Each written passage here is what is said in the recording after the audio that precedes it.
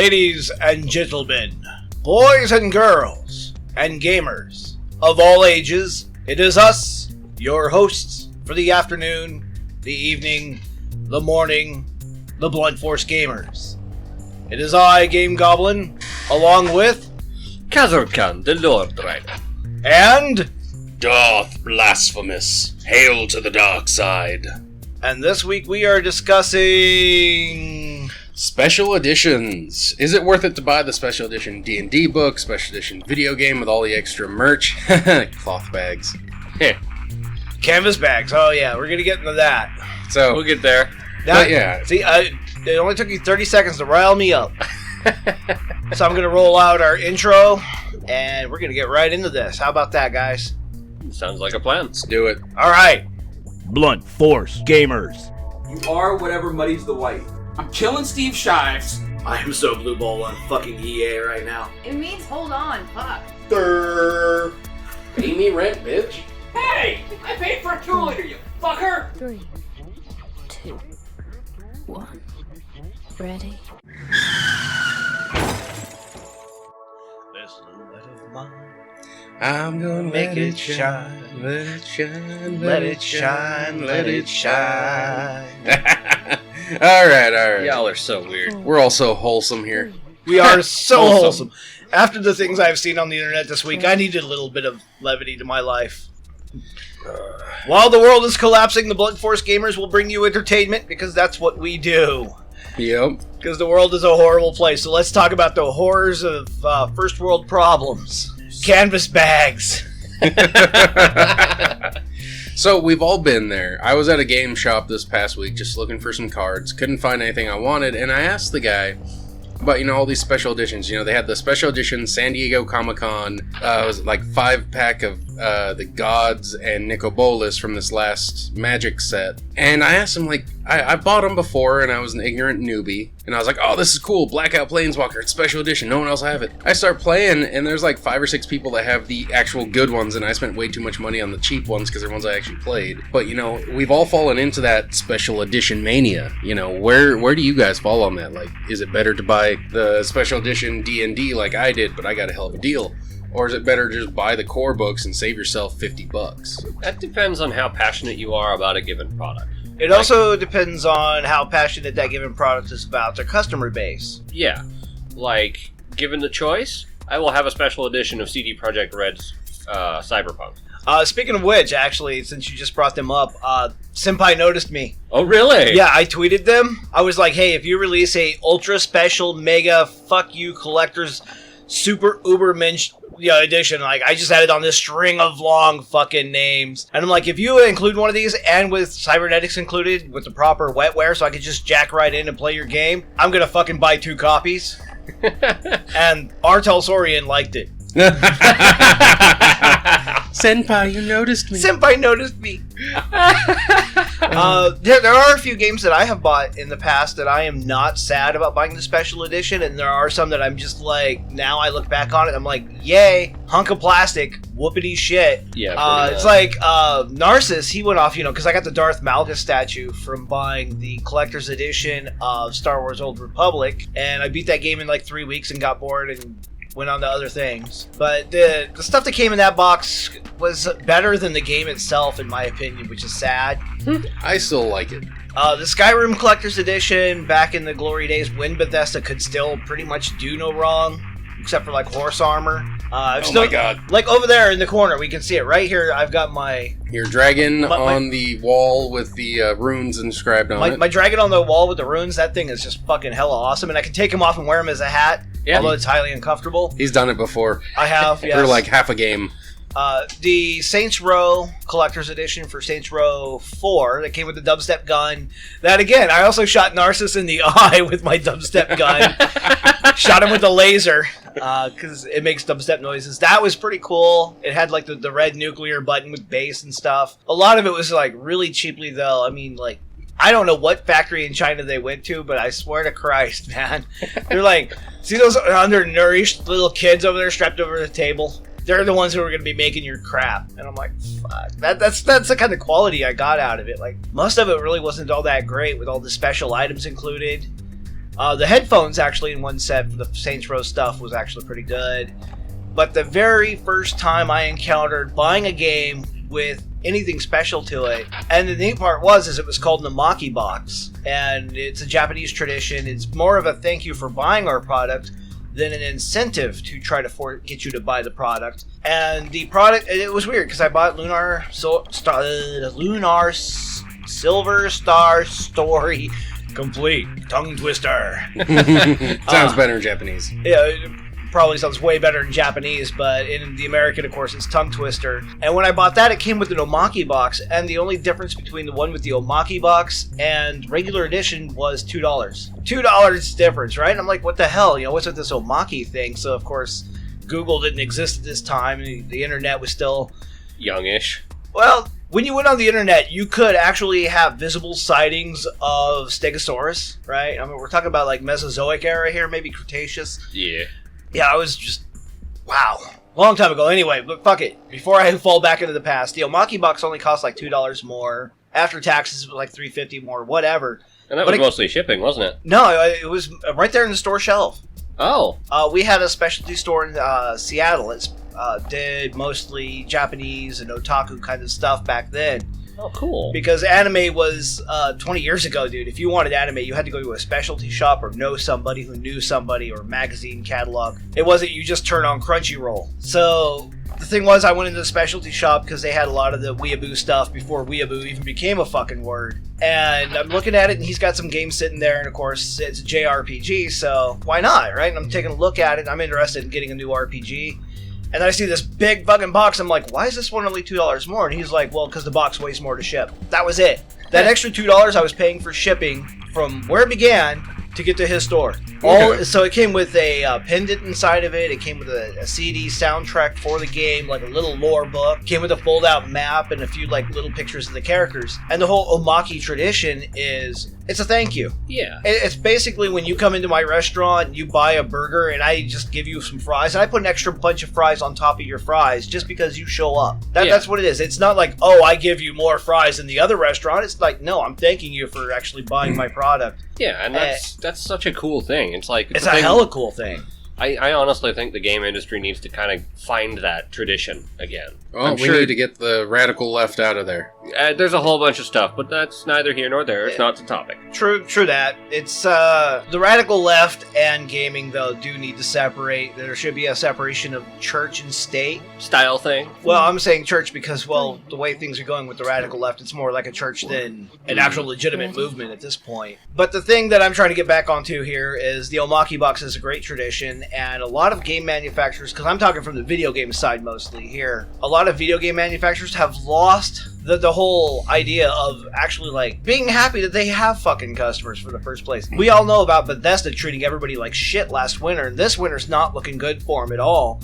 And most of what happened last winter was Bethesda's just, they're so big they don't give a fuck anymore, and they don't have to. They know people are going to give them money regardless. Buy my game, bigot. Buy my game, bigot. Yeah, and you know, you get this, and it's showing in their quality. It's starting to slide. That they'll buy it anyway. Mentality is killing the games that they produce, and you know, other various new management. But again, neither here nor there. So we've heard a little bit about what Goblins had to say on the subject of collector's boxes. Which ones have you put up there, Darth? So this is the fun stuff. So I went out purposefully, and the first time I ever got a special edition was Mortal Kombat. I can't remember which one, but it's the one that came with the bookends of Scorpion and Sub-Zero. And I gotta tell you, I can see them on his shelf now, too. They're pretty cool. Oh yeah, they're still useful. The only problem with it is Spike broke off of Sub-Zero's chest from, you know, Scorpion impaling him, but it's worth it, and the stuff still works. I can still play the game. I can still do all the stuff, although I think I gave it to my sister because there's an Xbox version, 360. You know, that's the first time where I was like, I really want to get this because bookends for my video games. That's fucking awesome. I mean, that's probably the best one I've ever bought. The ones I really regret is when I went out of my way after they had already been out, and I went to the store in California, and they just so happened to have a whole bunch of those collector boxes for different games for like $50 a piece, I think. So it was a GameStop, actually. So I'd gotten the Batman Arkham Asylum, I believe it was, or Arkham City, the one where you get the Joker.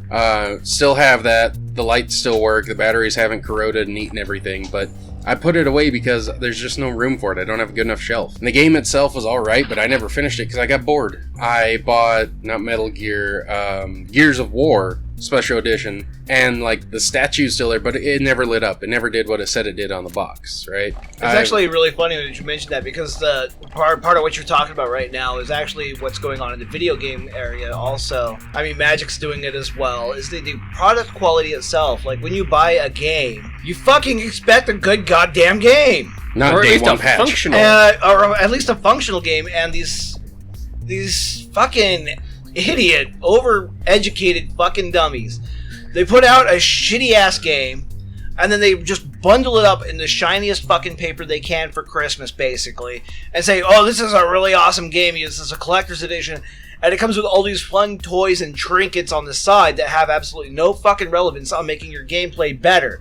And I spent $60 on a goddamn game. The game better be great. I don't care if all the little trinkets and shit and all the little pendants and all the little statuettes are, fucking great and everything, because for the 60 hours plus, I'm going to be focusing on the game, and it's kind of like a distraction, right? So you're talking about, you get your character and like he doesn't light up or do the things he does, and that's a really bad show on the company's part as far as quality. Oh yeah, and it was horrible, and I put that thing away, I think after we moved here. I never even pulled it out of the box. I don't even know what the fuck I'm saying right now, I'm so pissed. But yeah, and then you go, that's all the video game stuff, but I gave up on buying special editions for a while. I wanted to make my house Nerdvana while filling it up with all this plastic bullshit. Wasn't doing it because half of it didn't do what it fucking said it would do. Oh, I love, of course, we just went on video games, and of course, hedging into Magic here because their territory is getting really fucking murky. Oh yeah. There's also, when you go in and you go to a tournament and running behind the counter, I saw this on the side of being an actual vendor and business person, and I got a lot of feedback from the customers themselves, and we unanimously agreed at the same time, it's like, what the fuck? Is when they have like a tournament going on or a special event, people show up and you're like, alright,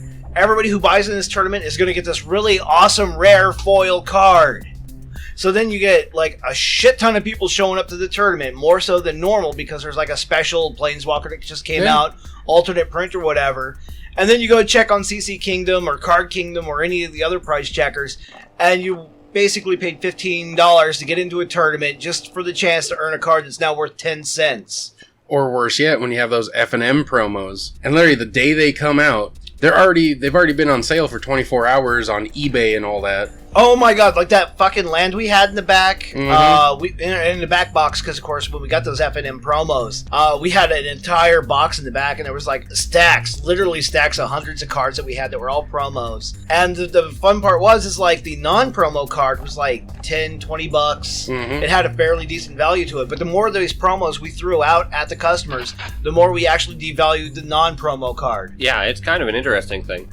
I think I remember you guys, like, Bossman gave me a couple of promo cards for Ascension, which is a deck building game, because I had bought the collector's edition of the first year and the second year, because they're fun as shit. Well, I should hope a game is fun as shit. Right? Or at least more fun than shit, because shit, is... Yeah, right? But, I played that game a lot, and then I burnt out my roommate on it because he didn't like consistently losing. I'm like, well, you could. I'm a loser, baby, so why don't you kill me? Double barrel buckshot! And then that's another thing, is with all those promos and stuff, when they got to the, you wouldn't get promos of playable cards you could use, instead you were getting promos of tokens. That's when a whole lot of people, me included, said, fuck it, I'm not playing standard anymore, because why am I going to pay $15 to get into a tournament where, yeah, I can get 2 packs and a promo, when I could just buy 2 packs and save, $7. And several hours. Yeah, especially when it's a tournament that's unwinnable, when it's, constructed, you got people coming in and just completely obliterate you.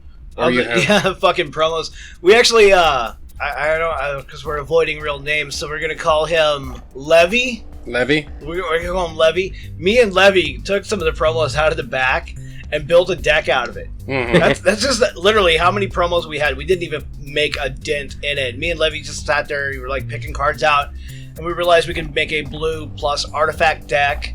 And so we built on that with like a little splash of green into it, just for bit of color. A bit of color and a little bit of filler. And we built this deck, and like The funniest part about it was built entirely out of promos, the entire deck, 60 cards, plus mana, all promos. If I sold that deck off, it would have been worth about maybe $5. Oh yeah. But if it was built out of the non-promo cards, that deck would have been easily worth $200. And it's weird too, because like promos, they have this weird reality value morphing. fluctuation. They do, and like when you go out, and I used to hand those things out like candy. Oh yeah, I remember that. You'd give me like 3 or 4 because you just passed my table so many times. Yeah, well, yeah, I like walk around the shop and I'd just be passing promos. I'm like, hey, thank you for coming in and playing on Friday night. I don't care if you're in the tournament or not. Pass them fuckers out. Well, we're not allowed to sell them. We're not allowed to. We're not supposed to personally keep them. So we're not supposed to take the promo packs and whatnot and just go home with them. Though some stores do. Or they sell them on eBay. We actually do have strict rules we're supposed to abide by. But the thing is, the more I obey the rules that are set forth, the more I devalue the legitimate cards out there. Mm-hmm. And the more I devalue the promos. And this is supposed to be a collectible card game. Oh, No. it's a TCG. Yeah. It's a TCG, but it's also a CCG. Yeah. Because a lot of the reason why some people get into it, is they hear the mythology of the Black Lotus, and unfortunately it heads back to the 90s, the same with comic books, is that the guys at Wizards of the Coast are telling us what Marvel and DC used to tell us. Mm-hmm. And that's basically they're printing money. If you buy our cards, wait 10 years, you'll be able to buy a mansion in the Bahamas. Mm-hmm. Which is utter fucking bullshit. That is so far past bullshit. Especially to sell them afterwards. If you're not doing it at an auction, you're getting maybe 30% of the card's true value. Right, and like, as a player, I went through a bad break with my ex and I wound up with all of her Magic cards. And there was a very large collection that she had, most of which was pretty old. It was 600 or 700 cards, and I'm just like, look, this thing's taking up space. Yeah, there's some neat stuff in there, but I'm not going to spend, hours and hours and hours sorting through this and get nothing out of it. Yeah, it's just... I think I got like $150 off it. Yeah, the whole idea of collectible items, especially these days, have become so fucking perverted. I mean, they've gotten to the point where they give you digital collector's items. That's like God. low effort. It's Such like, low buy energy. our game and you get the special skin for your gun. And it's Right. like, you realize that I'm only probably going to play a game that's worth $60 for about 100 hours total if it's a good game. Yeah. If it's a phenomenal game, I'll play it for $250, maybe even more. Before I move on to the next thing, what the fuck am I going to do? What am I going to do if I want to show my friends the special golden skin that I got for my gun? Oh, Black Ops. But, 2 years later, I'm like, ooh, let me log into this game that I barely even fucking remember how to play anymore, just to show you this neat thing that came in the game. Oh, no more servers anymore. Oh, yeah, Yeah. no more servers. Jesus. Yeah, fucking- and then, you get that stuff. Like, I mean, I've played a lot of hours of Stellaris. It's in the 4 digits. Oh, yeah, I believe it. Oh, But hell. then again, that's a game that is constantly being, revamped. So I've constantly, there's a new DLC, and with the new DLC, it changes the way the galaxy spawns, and it's all sorts of wacky shit. So it's actually worth it. Like, I'm I've spent pushing a bunch of over money. for money. The thing that a lot of players need to look at, and actually a good mathematical average, as presented to me by one of my Marine buddies, Semper Fi, bro. Keep doing it. Hey, he's a good kid. He also is a gamer, and he gave me kind of a mathematical breakdown. If you buy a game on average for $60, Mm-hmm. right, you should be looking at roughly 60 hours of playtime for a game, because most games used to advertise themselves, especially in SNES games and NES games. They would give you they give you a playtime. They'd be like over 60 hours of gameplay or over 40 hours of gameplay. Right. And if you base the mathematical quantifier of how much you invested in the game per hour played, and if you run at an average of about $1 per hour of entertainment time, that game is above average. It is a good game if it can keep you engrossed for 60 hours for $60. It's a good game. I think Skyrim has got to be a fantastic fucking game, well above beyond the curve, since I'm pushing 2,000 hours into it. See? Or, like, in my case, I've dropped about $150 over 3 years playing Stellaris, and I'm at 1,700 hours. You look at my playtimes on Steam, and like Ark is a fantastic goddamn game by that Metric. metric, but it seems to hold true given the fact that I've been sticking with these games for so long. Yeah. And then I'll go out and I'll buy a $60 game like Saints Row. I'll play it for 30 hours. It's great for that 30 hours, but It teeters. that's more around the $2 per hour mark. And it really a little, and it doesn't have a lot of replayability. Like, even now, I'll log into Skyrim, and I'll play that for a few hours. And did you realize that like a year ago, I found my first fairy circle. I've been playing that game for almost 6 years, non-stop, modding it, tearing mods out, just playing it vanilla, just doing crazy shit, playing side things, and I'm running through the forest one day and fairy circle. Holy shit. Now that's a good game. And that's what these manufacturers need to remember how to fucking do, is make a good game. If we get that metric of $1 per good hour of gameplay, so you've played a lot of that Magic game, and you haven't paid a dime for it. That is definitely AAA there quality, because you play a lot of that motherfucker and you haven't paid a dime. And I got it in beta test. And you got it in beta test. So that means it's a great game. It's awesome to play. That you're getting a lot of enjoyment per hour out of that game, a lot of diversion and not think about how horrible this fucking world is time. Well, I was until they brought in the whole you can pay to get packs, and then all of a sudden everyone's got all the cards. I'm like, I'm done playing because I don't want to spend money on a digital game when I could spend it on the real game and enjoy that. And I don't even do that anymore. Part of the problem with the digital game too, and especially when it comes with the digital bonuses that come with the game, and especially like the Magic one or mobile games, and a lot of times the Steam games or EA games, you're not buying the game, you're buying a license to be able to play that game. Yeah. When you're buying digital, you're just getting a license, you're getting permission. You're just paying the guy at the nightclub to go in the club for a while, dance around, have fun, and leave. Not even buy drinks.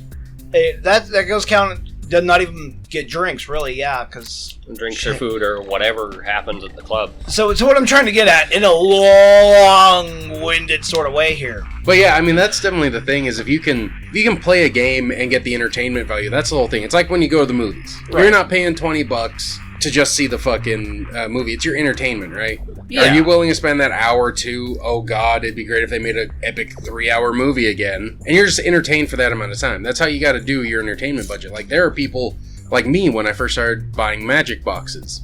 I just spent stupid amounts of money and got plenty of fucking entertainment. And now I'm paying for it as an older guy. Because now I've got to pay that debt.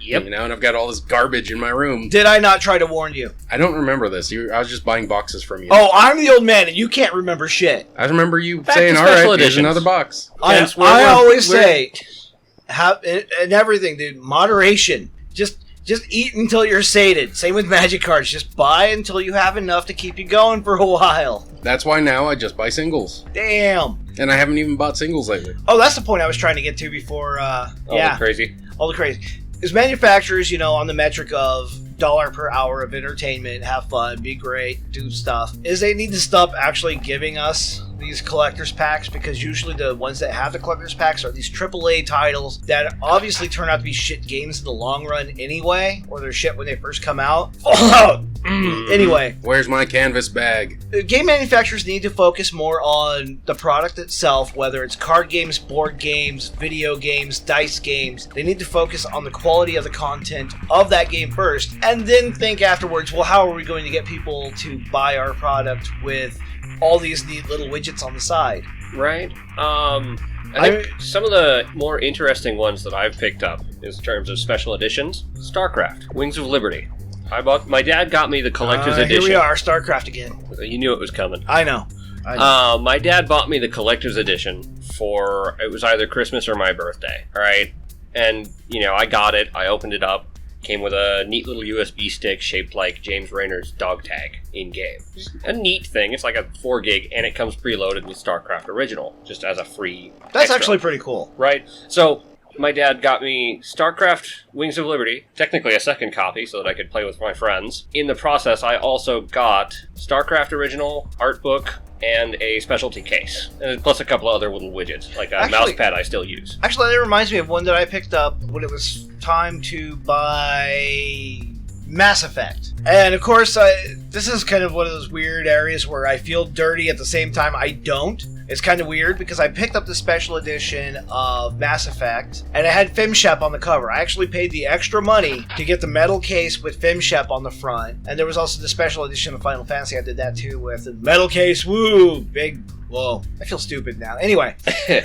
The thing is, though, it came with a FemShep on the front, who was more popular than Mel Shep. Mm-hmm. So, you get Commander Shepard as a female, and you get some extra mucky muck and widgets with it. Still the same core game, regardless. And, yeah, I picked up the special edition because it had FemShep on it. But the weird part is, and if a game company actually got on the psychology of this, it would actually probably make for a better argument on their side for business, is that I picked up FemShep because I identified more with the FemShep character during gameplay than I did Male Shep, for one reason: the voices. Male Shep sounded like a dude who was at the mall. He sounded like a Jersey Shore dude, bro, like, hey, I'm in the military, well, decisions and stuff.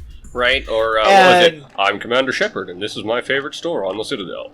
Yeah, well, he sounded more like a dude, bro. I mean, Yeah, he had that kind of nasal voice. He didn't sound military whatsoever. Like, a guy who's active sounds way different than a guy who has been out of service for a couple of years, as compared to a guy who's about to go in service. Yeah. There's that mental change that happens when you're in service. It changes a lot of the way you interact with your surroundings. And Male Shep sounded nothing like a military man, in my opinion. And you hang around with a bunch of military I hang dudes. around with military guys. Apparently, I'm adopted Marine now. You know, I'm a squid kid who's been disciplined by my dad to kill people. Thanks, Dad.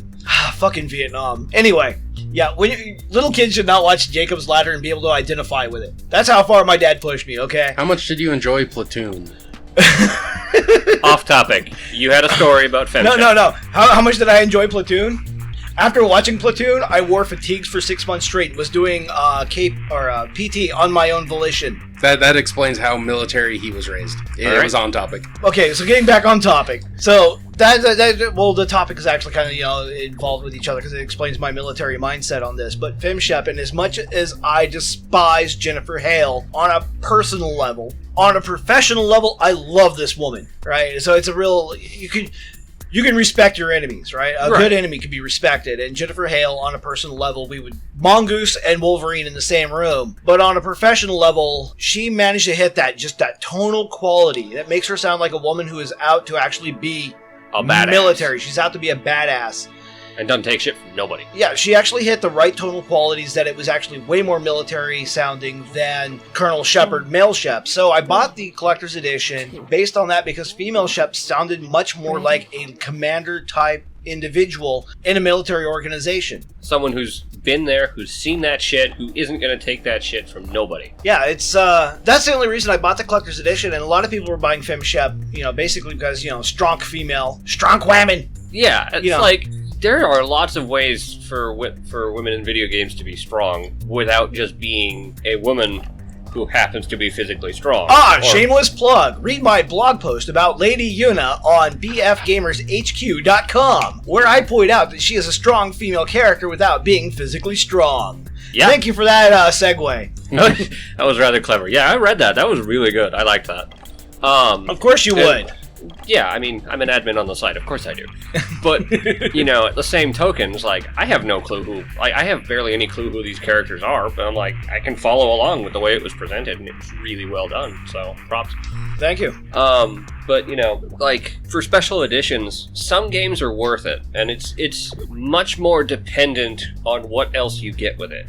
I picked up a special edition some time ago that came with a second copy. I'm like, fuck yeah, my buddy now gets a copy. Well, yeah, I still have a copy code to that if anybody out there ever wants to email me and get it for... No, wait, they can't get it because I forgot my password and I'm too lazy to get it back, so... I guess I'm going to say no... No good luck. Pew-pews for you! What is that? No, it wasn't Nightfall. It's really super popular right now, and I'm so disinterested in the game I can't even remember it. Fork Knife? Fork Knife, yes. Yeah, that was, ironically enough, the same game. I gave him that key. It had a really good start, but once they started going into the multiplayer PvP, it just died. I already spent 10 hours a day, every day, for the last 15 years of my life getting pwned by people who think they're better than me. I don't want to spend the next 4 hours of my free time doing the same thing. Yeah, it gets boring after a while. I want the power fantasy of being a strong Nord woman fighting Alduin. Been there, done that. All sorts of crazy things. I named her Tiffany the Slayer. Well, on the topic of special editions, I've actually got a quick one. All right, that was back quick. to our base of D&D, which is our primary topic. When it comes to books, is it worth it to buy? They've got a new one coming out this month for D&D. It's the Dragon Tome, basically. It's got the Tiamat storyline. For module in 5e. Special edition cover with all her faces on it. Looks really rad. Of course. Yeah, the special editions of those books look really nice. I think it comes with extra stuff, like pretty much a new Dragonomicon, I believe it was. I'm not 100% on that. I was trying to read the article, and it kept hiding behind a paywall, so fuck you guys, game journalists, air quotes. Oh. So, I'm gonna have to find this article now. If for no other reason than I really should look this up. Yeah, it comes out like next week or something. More money. But, no. No? I wouldn't fucking touch it with a stolen dick. Well, yeah, I mean, it is 5e, which is, I know, is a big turnoff for you. No, it's not even that. It's the fact that it's a role-playing collector's edition. Yeah. Video game collector's edition. I mean, as much as I bitch about it, at least I do get some bells and whistles, which I do like to keep around, like a dubstep gun or an Alduin statue. Sometimes I get an in-game item that, is specific to the edition I bought, except when, it's Saints Row, I buy a special edition of that. I'm like, woo, I'm the only one with a fucking Uncle Sam bodysuit. And then, 6 months later, okay, everybody can buy a Uncle Sam Saints Row bodysuit, and I'm like, fuck you, motherfuckers. Right. But the thing is, when I buy a special edition game that's been printed, typically what comes with it is way so lackluster. It literally comes with nothing. It's just the book with an alternate cover. Usually it's the book with an alternate cover, and if you're lucky, it has a preface to the intro, or extra pages added on where people give their thoughts and feelings on development or whatever. It's basically a making of book that comes with your book. It adds nothing to the game. There's no really, I mean, honestly, in this day and age, even in antiquity back in the, late 90s, the 80s, the old times of D&D when we actually played in a real dungeon. What was your THACO? Oh, my THACO was -10. There you go. Can't touch this. Dun, dun, dun, dun. -10. Dun. No. Anyway, the thing is, they cannot add new gameplay mechanics to a special edition. They can't add new races. They can't add new rules. They cannot add new weapons. They can't even add in a mini module in the book, especially nowadays, because that shit will get leaked before the book even hits store shelves. Yes, and, secondarily, especially for role-playing games, they are a collaborative storytelling game between the players and the DM. Yeah, I wouldn't If you touch limit just one side of that because they didn't buy the special book, you're crippling the entire game. Yeah, I mean, you know how you're as a GM doing GM here. All right, you know that I have a specific rule that I follow, and you've adopted it in your own ways, and Kazurkan has adopted it, the Goblin School of GMing, in his own ways, and that's how GMing should work. Is that it's an evolutionary growth process. Each GM, tries to teach the best to their Padawan, and they take it on. They're protege. You're the best. Danger zone. Anyway, the thing is, and one of the rules that I have when I GM, and you guys have taken it on and adopted it, as far as I see in your games, if the GM does not have access to the book, if the GM says straight up, we are going by the core book, the monster manual, and the GM's guide for this game session because we're going to keep it simple. And he says, these are the 3 books we're using. No third-party shit, no extra books, no combat errata books, no...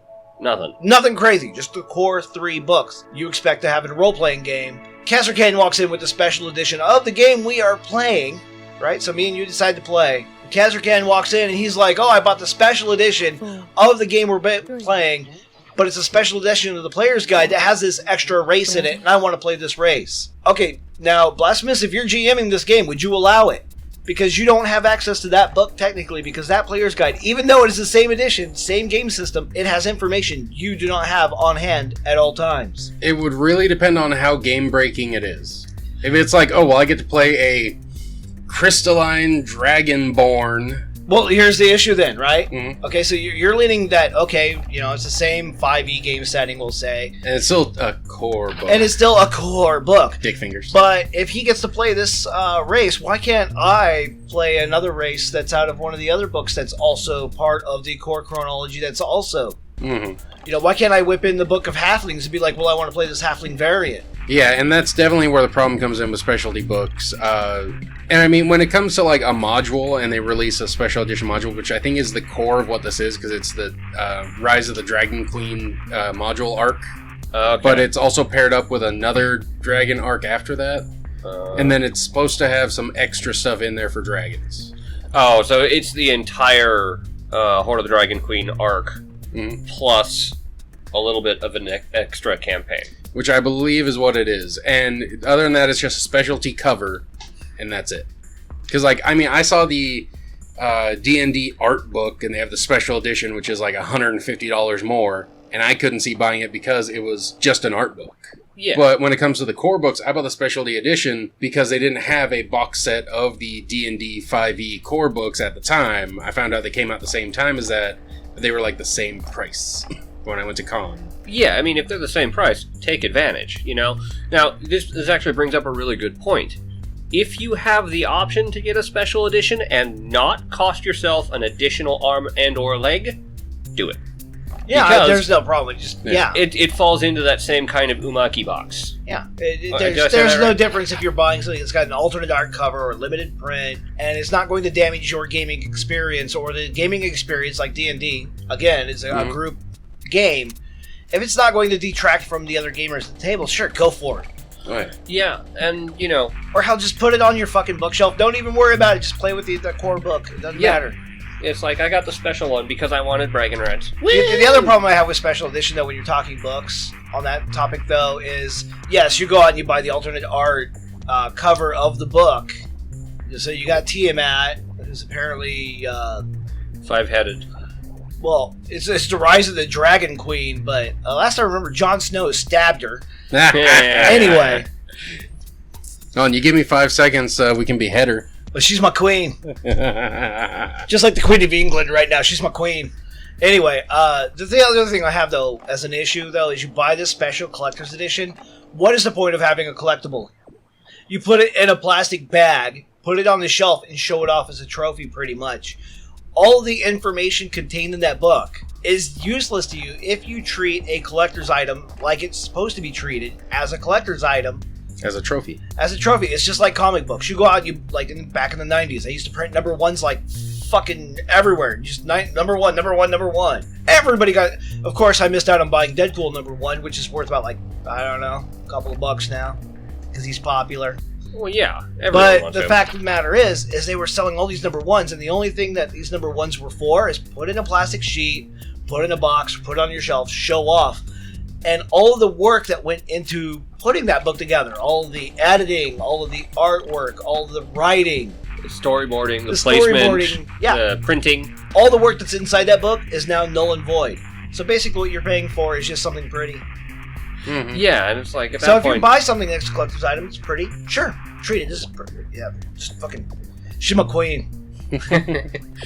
You know, and like, some of these things are much more well done. Like, CD Projekt Red made a big point of, after E3, someone had made a Cyberpunk 2077 themed hoodie based off the one in the trailer, right? And CD Projekt Red was like, look, guys, don't buy this. Because, 1, it's not official merch. And 2, if you guys want it enough, we'll probably make it later.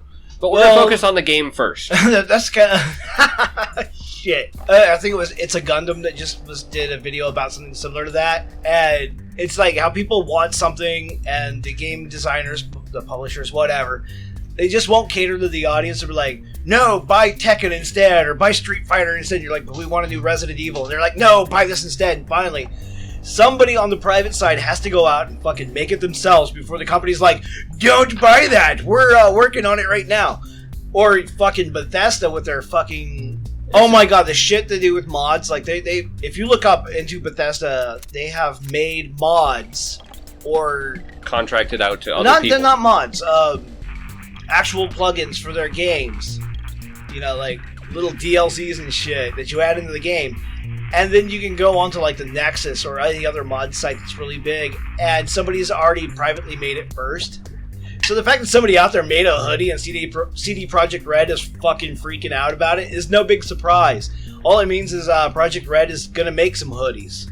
Yes, but at the same token, you know, it happened before launch, which means that, you know, it's like, well, you guys clearly want this. We'll add it to the queue for later. So, USB? Yeah, her head comes off.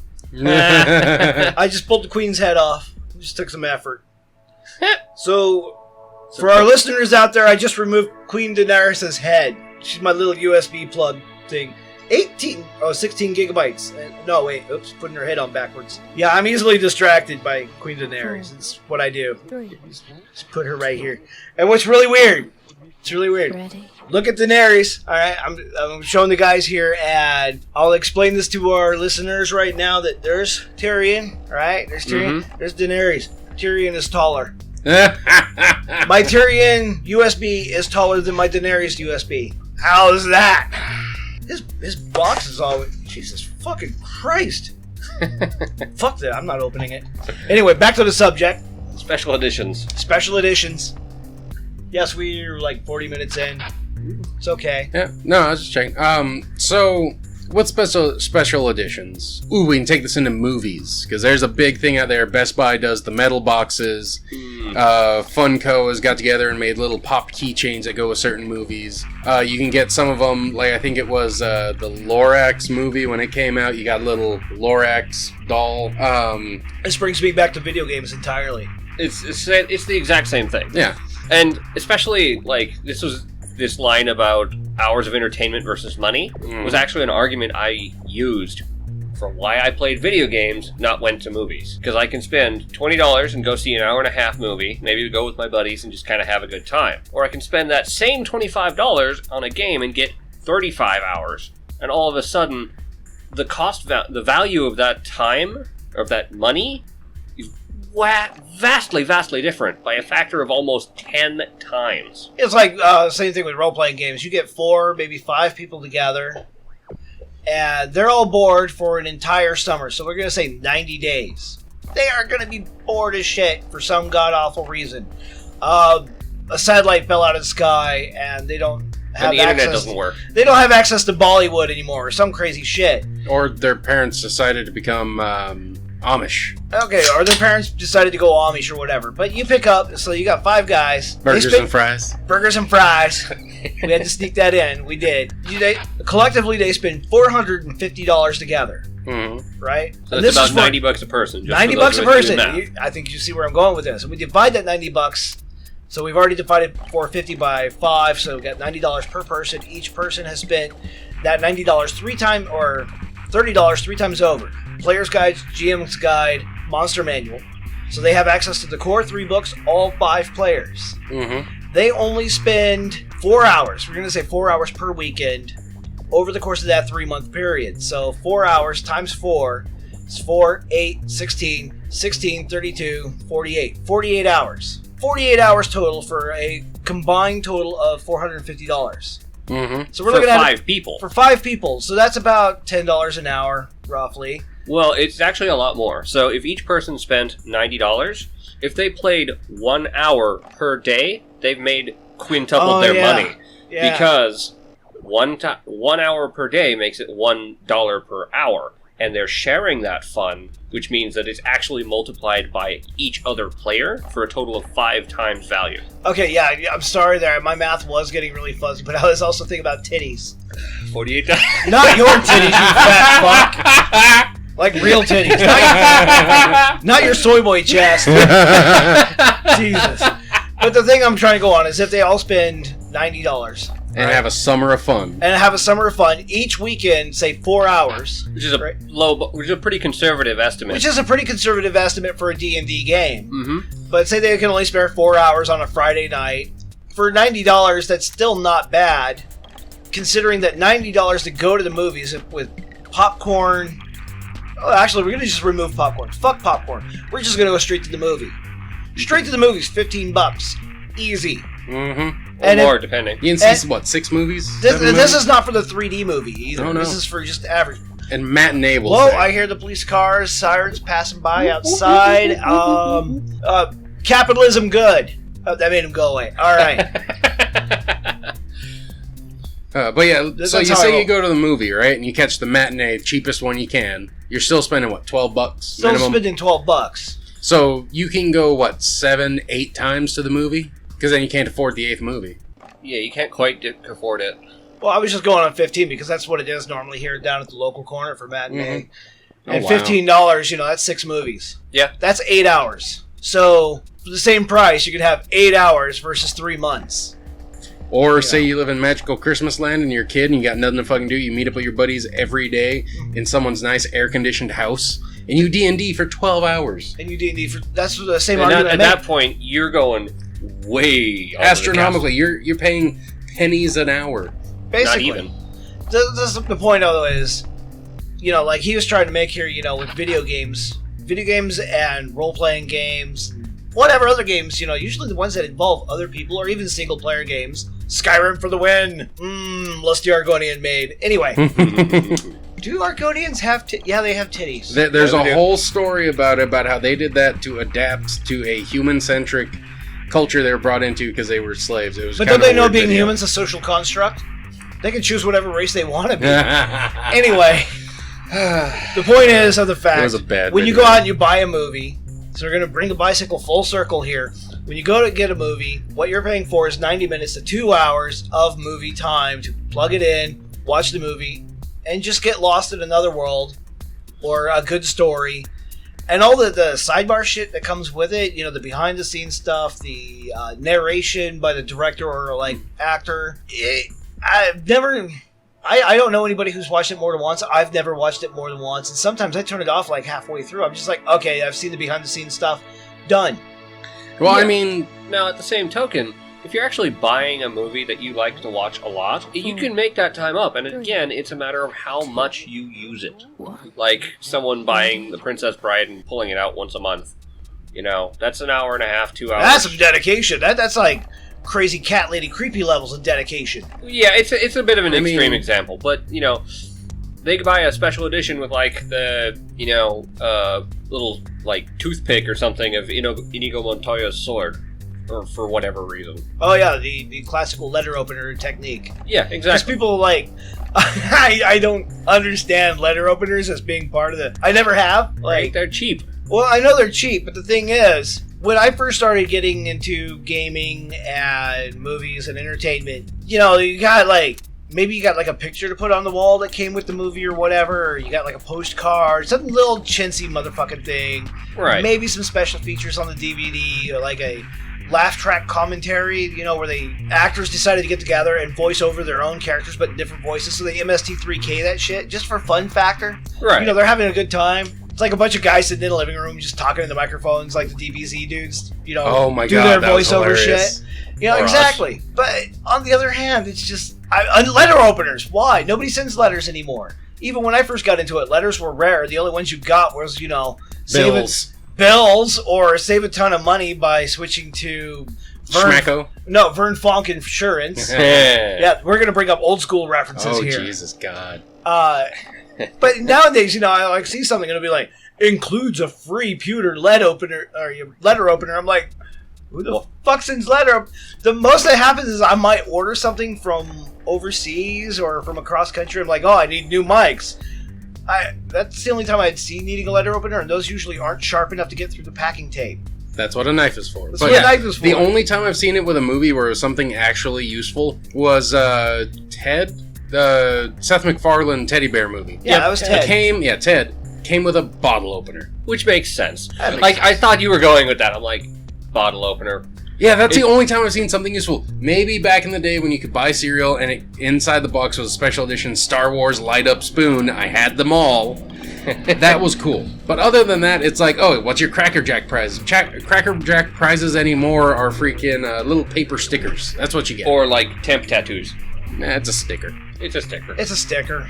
It's a sticker that'll wash off in several days. Yeah, I still remember Sticker in I the got back. one from Captain Crunch. It was a toy submarine, but to get it to submerge, you had to put baking soda inside of it. And then when you put it in water, it was supposed to do some crazy shit, but yeah, that toy sucked. But yeah, McDonald's used to do the same things, you'd go in and you get a McDonald's toy.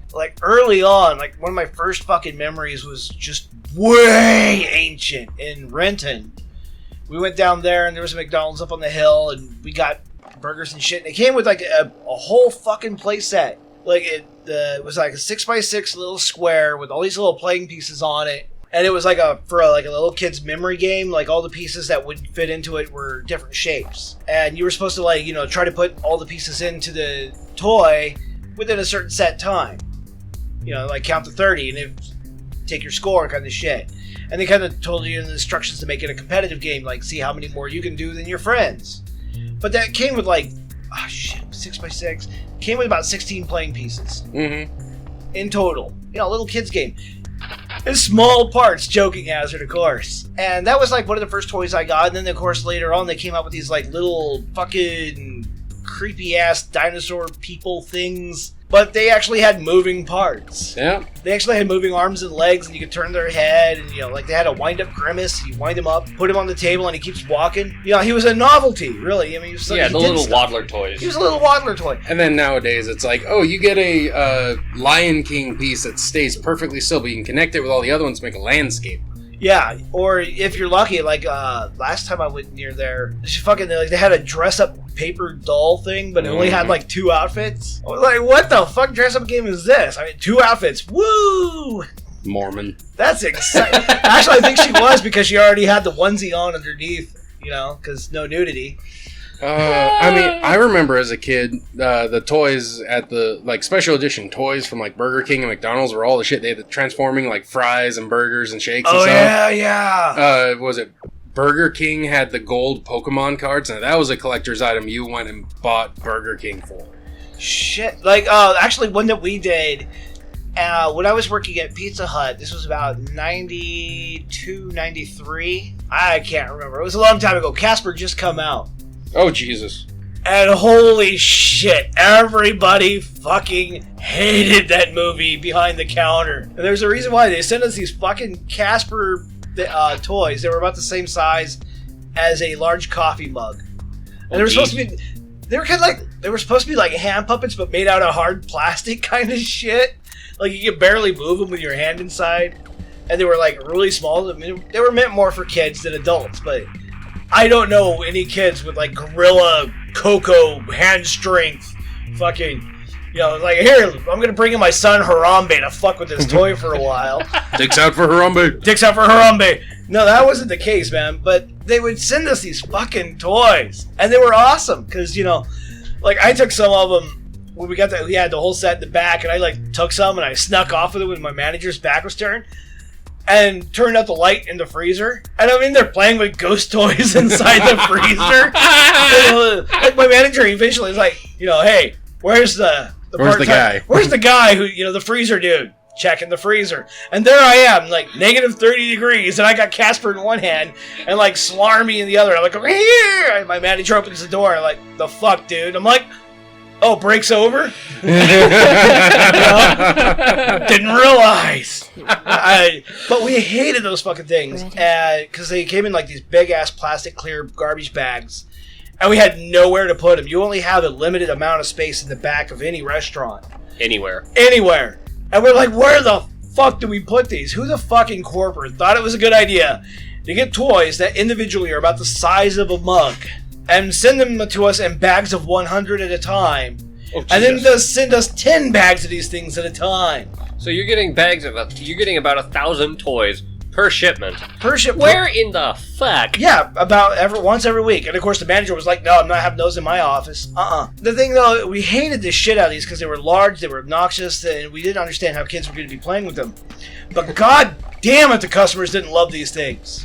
We lined up the top 4 ghosts, and of course Casper was the biggest selling one. So we made sure to order extras after the first week of Casper, because everybody wanted Casper. Fuck itchy, lumpy, and scratchy. And that's it for a collectible item. That's the way it should be, is you put out an item like that customers want, because the quality of the items was actually really good beyond being a puppet. It was more of a counter shelf thing. It was a bauble. You put it on the shelf. It's useless. It's a goddamn monkey paw. Would you say it was a tchotchke? Ay, es my pinche cabrones, eh? Puta mi madre. Sorry, I love that word, and I finally got to use it in a podcast. Ha You're turning the frogs gay. I'm not throwing chemicals in the pond. No, but the shit you're saying is about as bad. No, what I'm trying to get to anyway, when they did the Casper movie, they did everything right to get these things on the store shelves and into the hands of people who wanted them. It was a quality product. It was marketed towards children. And it was a children's style movie, even though Christina Ricci at that time was holy damn. Mm-hmm. Definitely not children's material as far as my thoughts were going. Still not. It's just not going there anyway. She looks great just even now. But then we get to like the way these guys are marketing with movies and stuff. Like if the Casper movie came out with these things packaged on, people wouldn't take them. For some, because I don't know why, but when you sell a movie individually with an item that comes with that movie, unless it's like a special collector's case, or it comes with a bonus DVD. Like the only reason I bought Star Wars, the collector's edition, is it came with the original theatrical release DVD on the back B-side, and I'm like, fuck yes! The real Star Wars is in the package. I'm buying that shit. Anymore, it'd be cheaper just to buy a Laserdisc reader and all 3 Laserdiscs, which were like 2, or I think one of them was 3 discs, and you had to play both sides. That's a cheaper way to get the original nowadays, unless you're on, pirate websites. No, I've got the original on VHS still. So do I. But what I'm saying though is, and I know it's a really long-winded way to get there by talking about fucking ghost toys. But when it comes to movies, getting back to your original question from like 35 minutes ago, when you sell a movie, the more crap you put on the package, the less space you have to put that movie on the shelf legitimately, and the more scrunk that comes with it. People want to buy a movie for that 90 minutes of, this is a great movie, maybe the little extra fluff, but how many times have you bought a collector's movie in any way, shape, or form? Has anybody? And I leave this up to our listeners, if they want to mail in and be like, oh yeah, I actually do. You're wrong, dude. I use all the shit that comes with my movie. But how many times have you bought a collector's edition movie and actually, did anything with the special shit that comes with it? Shit, man. I can go back to my childhood. Indian in the Cupboard. Got the special edition VHS in a hard plastic case. Came with a little plastic key and a little plastic dude, and he flipped the cover around so it looked like the cupboard. I played with that shit all the time, man. You were, what, 6 at the time? If that. I was born in... I know, but I'm just saying, it didn't cover your little kid played with it. That's totally legit. Little kids play with everything, dude. Yeah. I used to play with bleach. It shows. I know. So that's why you glow in the dark. No, that's why, Oh, wait, no, that was the Eldritch Invocation. That's right, sorry. It's probably why I'm partially stupid nowadays. More than the average person is because, drinking bleach is not healthy.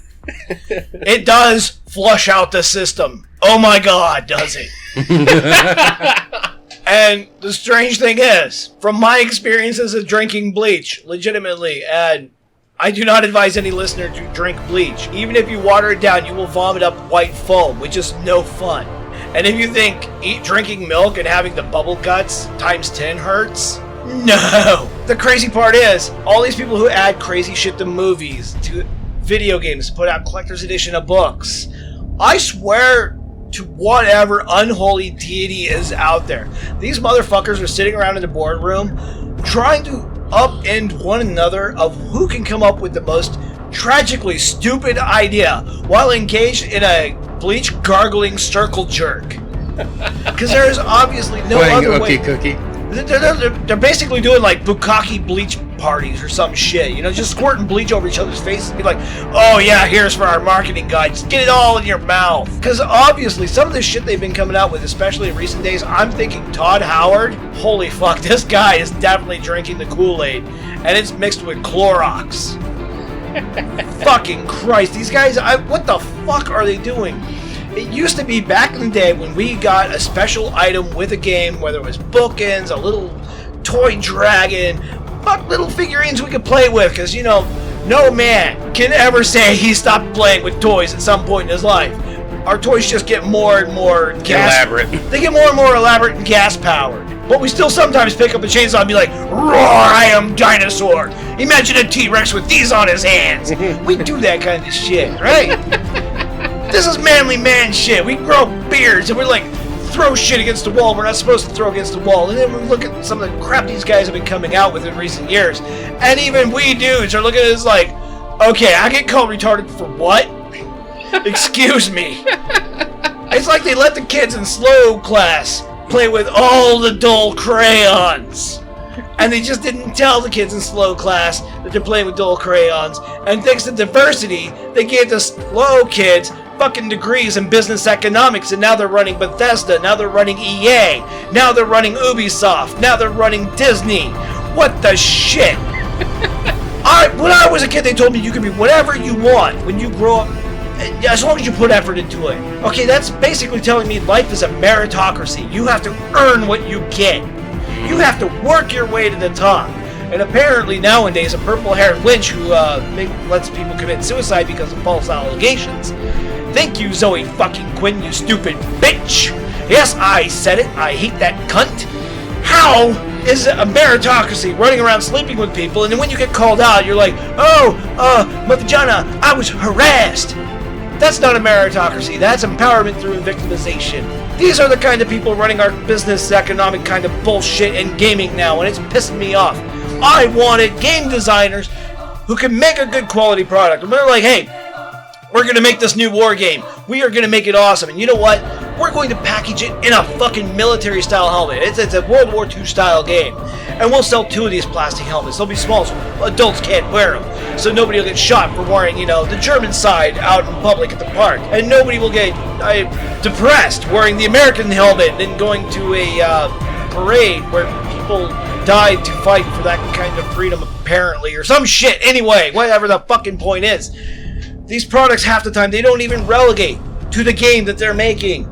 They're just trash little plastic pieces of trinkets.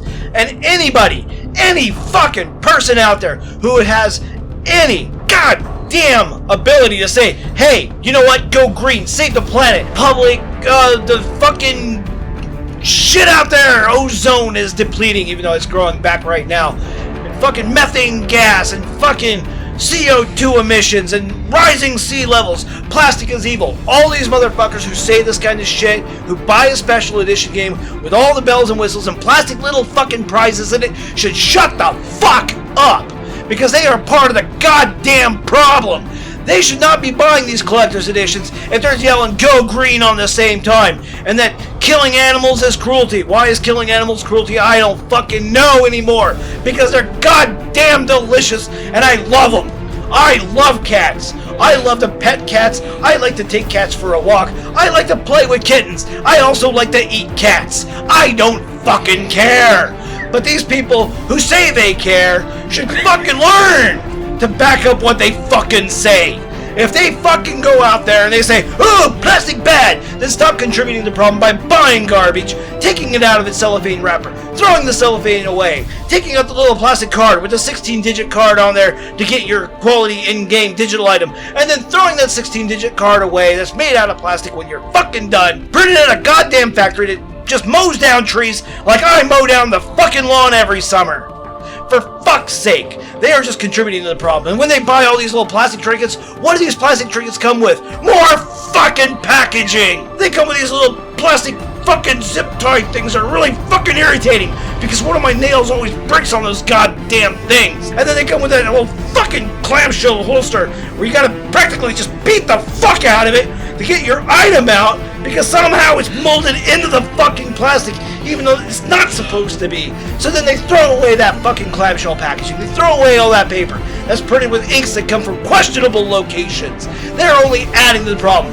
And these companies that are also making the plastic. You know what a nerdle is? Well, a nerdle isn't a guy drinking Mountain Dew on a fucking Saturday night, I tell you that. A nerdle is a tiny piece of fucking plastic. And they're all over the fucking ocean right now. They are on the goddamn beaches. They are in fish's stomachs. They are in whale stomachs. They're in clam stomachs. These fucking little nerdles are all over the place. And every time you buy a plastic fucking item, all you're doing is contributing to more of these nerdles going from a plastic factory down a drain and washing out into your ocean and being part of your food that you eat nowadays. Congratulations, you just now have more of these weird fucking things that make you get man titties. Turning the frogs gay. This has been Quiet Time with Game Goblin. Now go to fucking sleep. Well, I think on that note, everybody, we're having a good laugh. We're gonna need some time. We'll catch you all next week. This Shit, was is I Darth ranting Blasphemous again? signing off. I'm sorry. You were ranting. It was pretty empowering. Game Goblin out. Kazurkan back to the sky. I'm on an all-meat diet. Can you tell?